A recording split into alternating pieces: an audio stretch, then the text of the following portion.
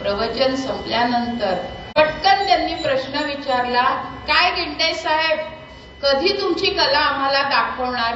अहो, त्यांच्या ध्यानीमध्ये आज ते इथे आले होते की आता त्यांनी लगेच सांगितलं, गुरुदेव आता मी आजपासून बासरी अजिबात वाजवणार नाही. सोडून दिली बासरी वाजवणं, काही उपयोग होत नाही त्याचा.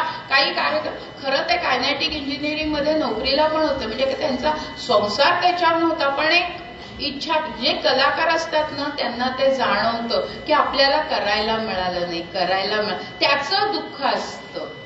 त्यातनं काय मिळतं? पैसा नाही खूप मिळत, पण त्यातनं जे समाधान मिळतं ना, ते समाधान खूप काही देऊन जातं. आणि यांच्या बाबतीत ते झालं होतं, त्यांना ते समाधान मिळत नव्हतं. त्यामुळे ते म्हणले, गुरुदेव मी आजपासून काही बासरी वाजवणार नाही. ते म्हणले, का? काही उपयोगच होत नाही ना.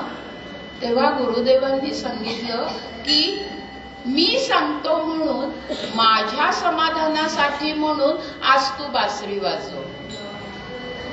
आणि त्याच्यानंतर त्यांनी 3 तास बासरीचा कार्यक्रम केला देवस्थानामध्ये.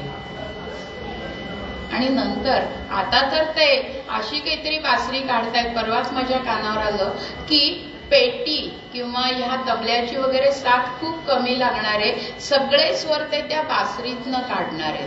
अशी काहीतरी ही शक्ती त्यांना कोणी दिली? तर ही शक्ती जी आहे ना, ही शक्ती आपल्याला ती भगवती देते.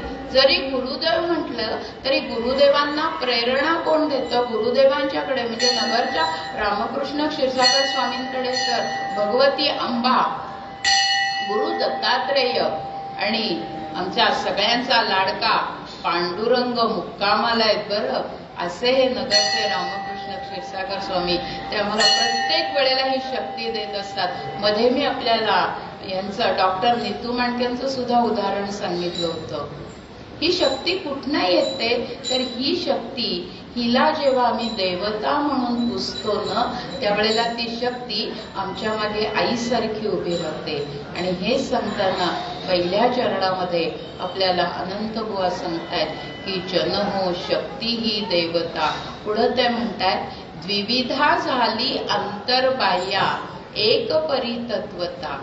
द्विविधा म्हणजे तिची 2 रूप आहेत. 2 रूप आहेत. ती आत एक असते आणि बाहेर एक असते.